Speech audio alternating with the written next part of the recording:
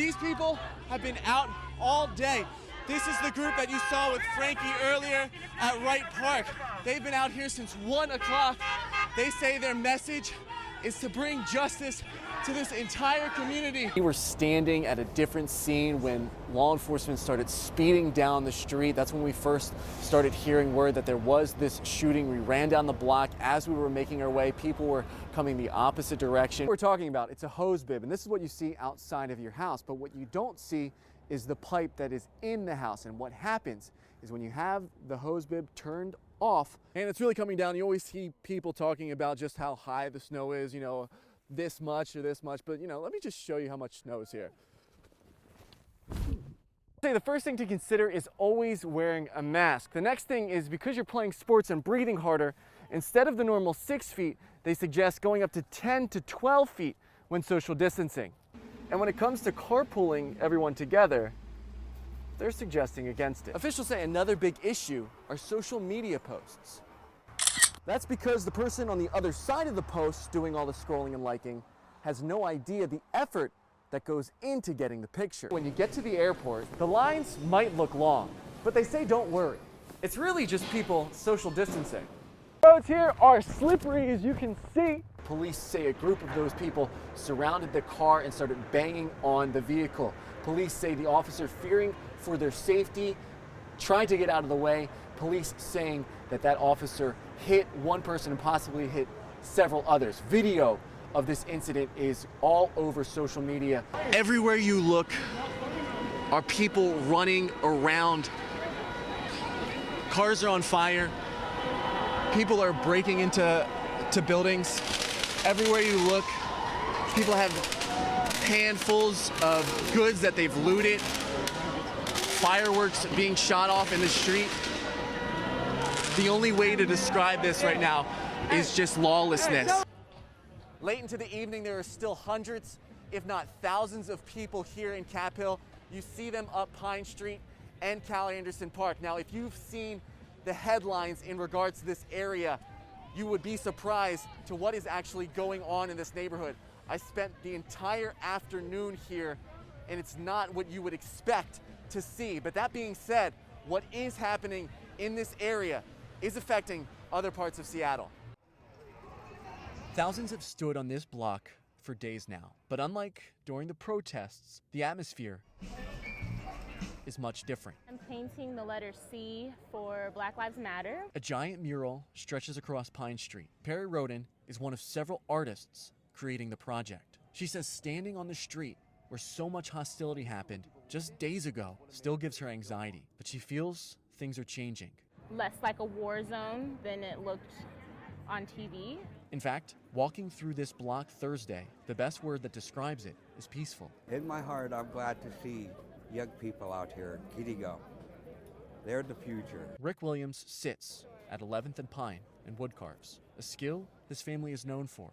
Family, including his brother, John T. Williams, killed by Seattle police about 10 years ago. It's totally different from when they shot John, that they get it. The only way you get the system to hear you, had it like this. I saw no violence, I saw no silliness, I saw no racial stuff up here, and that's the key. The peaceful mood can change quickly, though. Dozens of officers rode by on bicycles. Crowds responding by increasing the barriers around the zone. The Seattle Police East Precinct still sits empty, affecting the lives of many in this city, more than just here in the Capitol Hill neighborhood. In the first day of the SPD not having access to the precinct, response times for crimes in progress were over 15 minutes, about 3 times as long as the average of every year. And you're looking at that Seattle Police East Precinct where so many questions still remain. Today, Mayor Jenny Durkan was asked if and when law enforcement is expected to be back in that building. What she said is there's no timeline. Reporting here in Seattle, I'm AJ Janavel for Q13 News.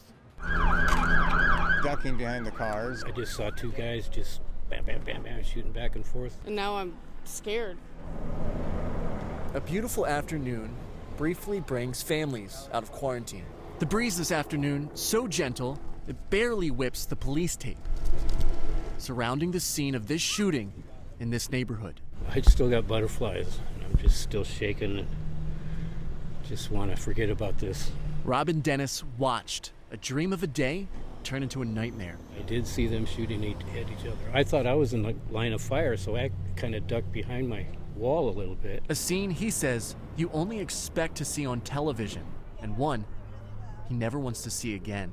So close to home, 100 yards away. For some, it's an unbelievable incident happening near their homes and during this time of pandemic. I have to live in this neighborhood and we're scared.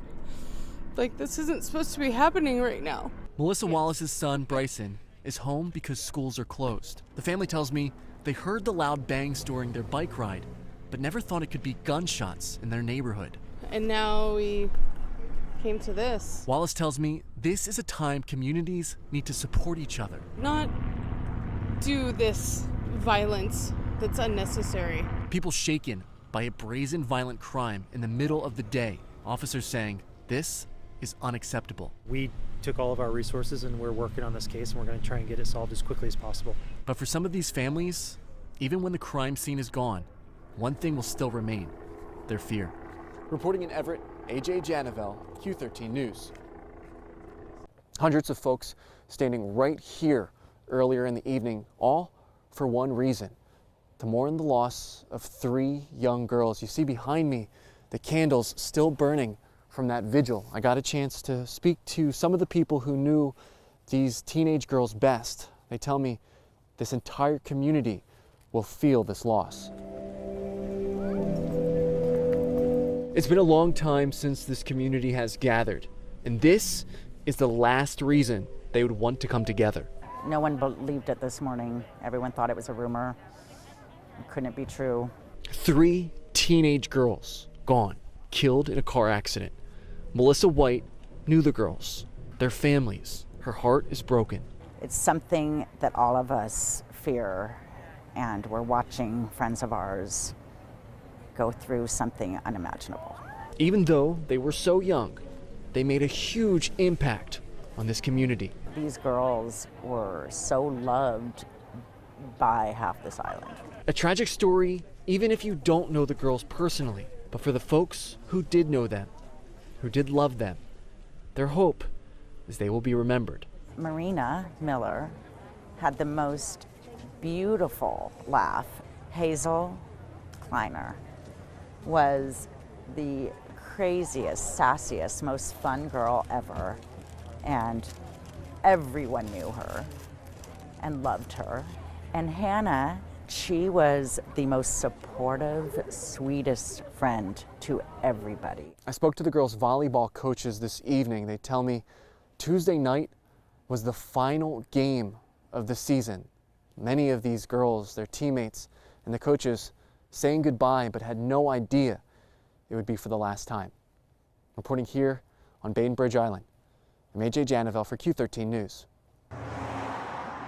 Drive by and you might miss it. Birraria y Mariscos La Cocina has served the Lakewood community for 2 years. So would she learn the ingredients from her mom and her family? Inside, the owner, Rosie Diaz, is sharing her story with a guest, one who drove all the way from Seattle to try the food. I never thought that I can make such a difference with 58 seconds. Tina Thatch is doing much more at La Cocina than getting a meal. Hey Washington Foodies! Tina is the creator of the TikTok series, Hey Washington Foodies. Let me be your foodie friend on the internet.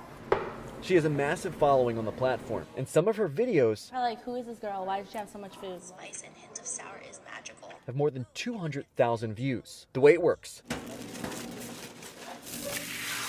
is Tina goes to restaurants throughout Western Washington and not only talks about the food, but the story behind the people who make it. And she's putting a focus on minority-owned businesses. Right now, a lot of these restaurants, these small businesses need the help. For Diaz, Tina's support comes at the perfect time. She was about to sell the restaurant, unfortunately. Manny Teo says the deal did not go through for his aunt. I love jalapenos. And this opportunity with Tina is a light in a dark time. Beautiful. I was just really struggling. Hearing this and Tina doing this for us means a lot because it gave her that little extra push, like, no, don't sell it. You can do this. Making these videos is also helping Tina out. I didn't know the feeling of grief until that later, like a month later. At the start of the pandemic, Tina's father passed away. COVID-19 made it hard for her to even see him in his final days. It was tough. It was traumatizing. Downloading the app TikTok started as an outlet for her to take her mind off of the pain she felt. A few months later, it has become a way for her to serve her community and honor her father's legacy. I think he would be proud of me, you know, like I'm helping other people with things that I know I'm good at. It literally was a blessing for my aunt and me to do this. So the next time you hear, Hey, Washington foodies, it might be a little harder to just pass by La Cocina. Reporting in Lakewood, AJ Janavel, Q13 News.